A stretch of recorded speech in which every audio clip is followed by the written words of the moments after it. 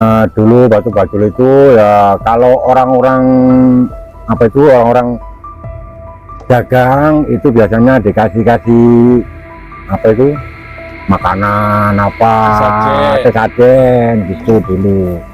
Sangat luar biasa. Memang hal-hal seperti ini masih layak dipercaya karena melihat topografi atau toponimi wilayah yang ada di sini memang sangat dikeramatkan, banyak percandian ya, bangunan-bangunan suci di jalur pendakian. Karena ini bisa kita lihat visualnya di sebelah atas sana, itu adalah Gunung Penanggungan yang mana gunung tersebut disucikan pada masa era kerajaan masa lalu ya.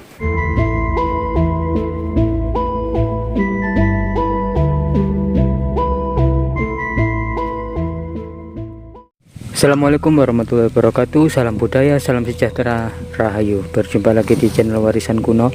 Di kesempatan vlog kali ini saya berada di Trawas ya, Mojokerto, Jawa Timur. Tepatnya ini saya berada di jalur alternatif. Kali ini saya akan penelusuran untuk mencari sebuah situs kuno ya. Konon di sini tuh terdapat sebuah batu bajul ya, atau batu buaya. Buaya yang sudah membatu ya, yang berada di sini. Lokasinya itu berada di dekat jalan raya ya, itu jalan raya, jalur alternatif menuju ke Pasuruan, Mojokerto.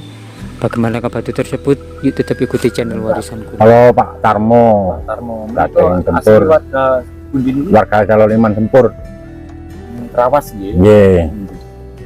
Pak Menito kan di sini kan ada sebuah batu begitu yang unik begitu, mitosnya ada kaitannya dengan hal-hal mistis yang bernama batu bajul atau batu buaya. Itu seperti apa Pak?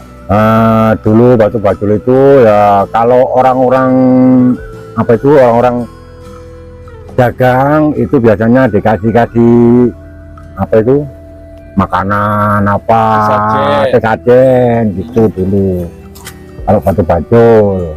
Kenapa dinamakan batu bajul Pak? Ya kurang tahu namanya. Apa dulu memang karena bentuknya seperti bajul kan, jadi ini batunya terus ekornya itu nyebrang jalan gini terus kelihatan. Sekarang ekornya nggak kelihatan. Konon ada cerita waktu pelebaran jalan itu ada pekerja yang tangannya mohon maaf ya putus ya, kena dinamit. Iya, kena dinamit betul dulu. Seperti apa Pak kronologi kejadiannya Pak?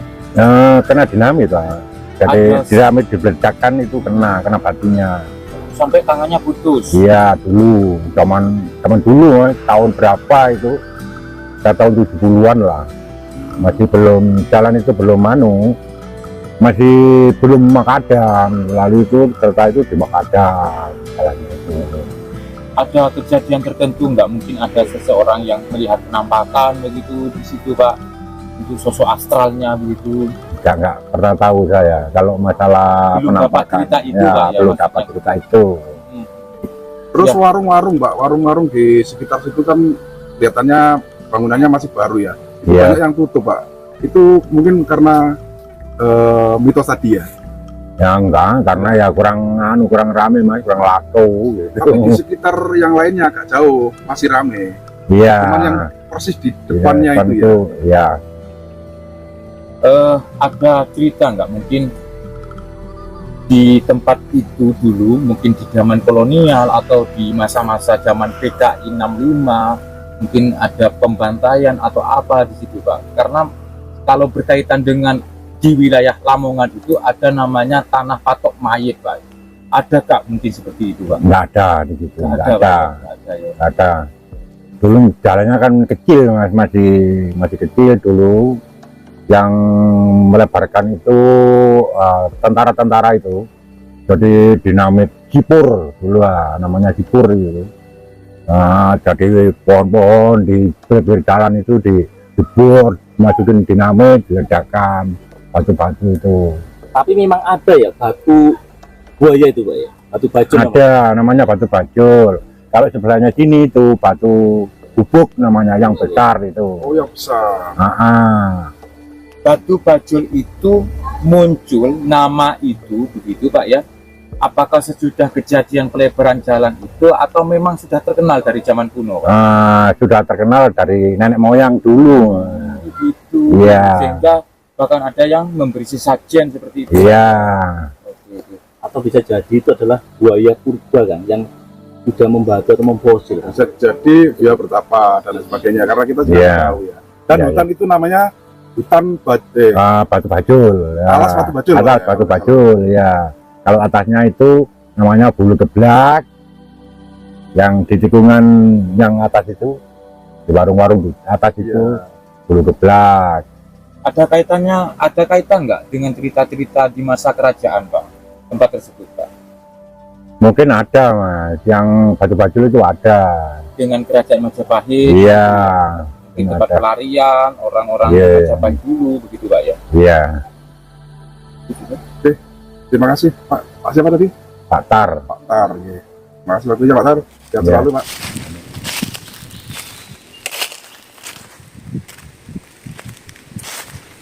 Letak lokasi batu tersebut ya, itu berada di pinggir jalan raya. Ini berada di tengah-tengah hutan. Ini jalur alternatif.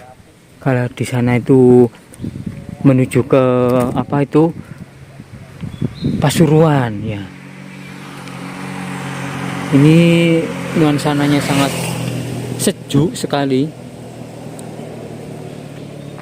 Soalnya saya berada di tengah-tengah hutan ini ya.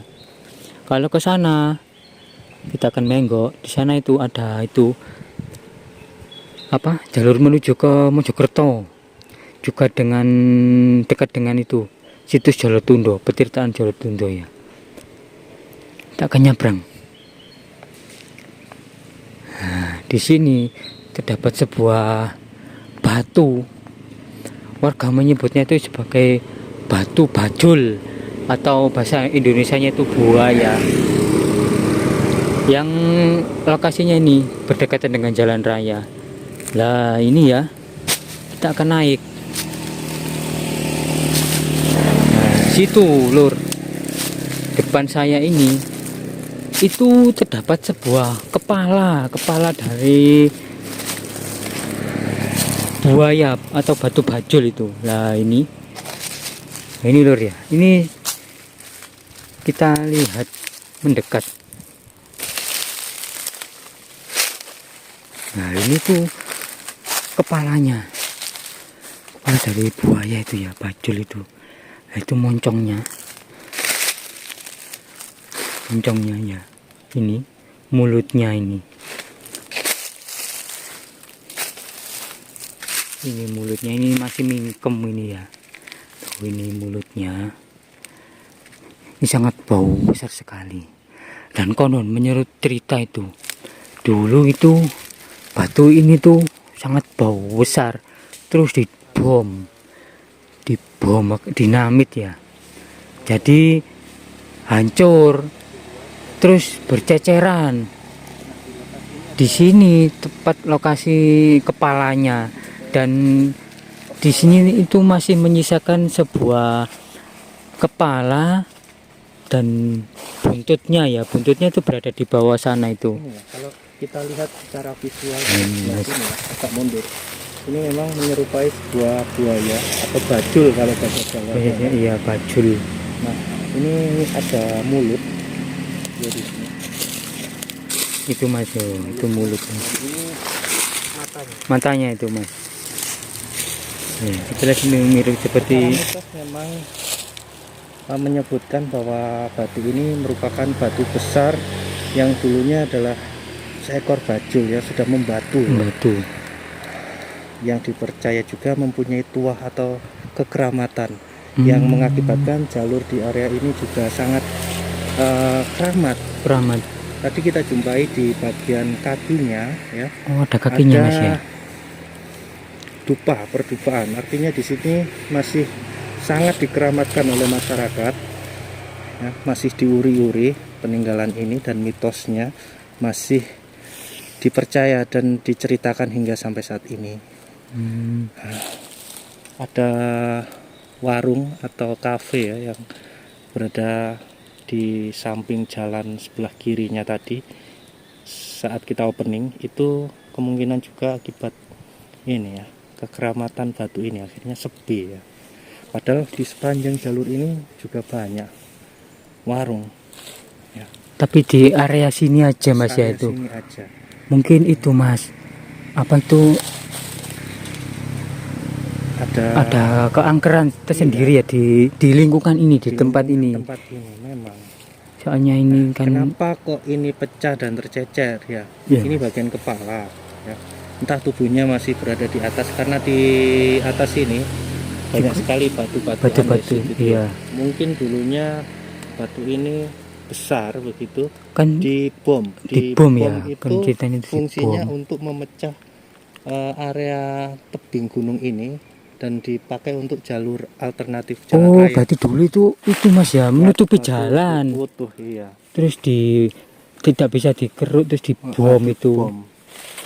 Jadi kalau kita lewat sini itu kita harus itu Mas ya. Ya, amit lah. Pamit ya. Soalnya sangat sakral. Karena harus gimana ya, memang di gunung ini sendiri gunung suci ya, di jalur pendakian Bekel itu dekat juga dengan pertirtaan yang sangat fenomenal di wilayah Trawas ini, yaitu Jolotundo.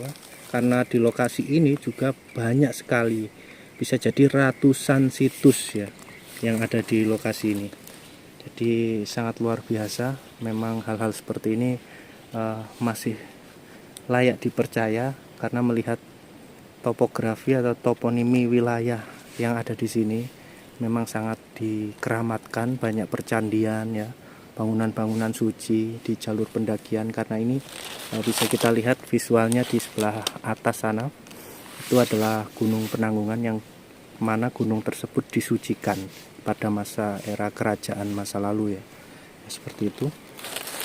Mari kita review di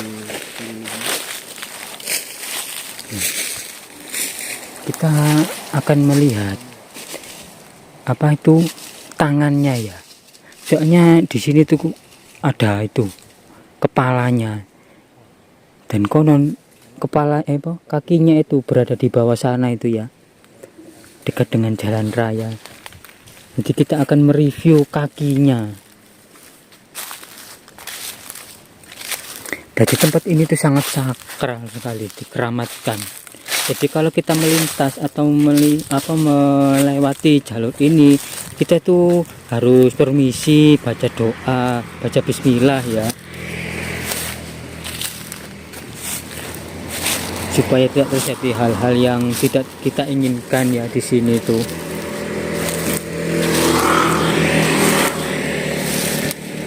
Dan konon menurut cerita juga, pas dulu itu dibom atau diledakkan pakai dinamit, itu memakan korban ya, memakan korban. Jadi jarak antara kepala dan tangannya itu sangat jauh sekali. Ataukah mungkin buayanya ini sangat besar, raksasa sekali ya. Oh, itu ada trek. Jadi kita kalau nyuting di sini tuh kita harus hati-hati, soalnya itu sangat mepet sekali sama itu ya, sama jalan raya. Nah ini ya di depan saya itu tangan dari batu bajul, akan mendekat. Jadi saya itu merepet, gak berani menengah ya, soalnya ini jalurnya sangat itu jojlok. Nah ini ya, ini tuh konon itu tuh tangannya dari batu bajul itu ya, di sini. Loh ini sekilas tidak itu ya, tapi ini tuh tangannya menurut warga tadi itu. Soalnya ini itu tidak segitu kelihatan ya, soalnya dulu itu dibom, di dinamit batu ini. Nah ini ya, nah ini juga ada bekas dupanya di sini tuh. Ini ada dupa. Dan tempat ini tuh dikeramatkan. kita kalau melintas di sini tuh kita harus hati-hati. Dan juga mungkin di sini tuh ada lagi tubuhnya atau apanya ya, saya juga kurang tahu, soalnya ekornya tuh konon tuh berada di bawah sana itu, di bawah itu ya, hutan tuh katanya nyabrang. Nah mungkin batunya itu berada di bawah sini ya, tapi saya tidak menemukannya. Dan segitu saja untuk penelusuran kami kali ini. Jangan lupa untuk like, komen, dan juga subscribe channel Warisan Kuno. Terima kasih, salam budaya, salam sejahtera, Rahayu.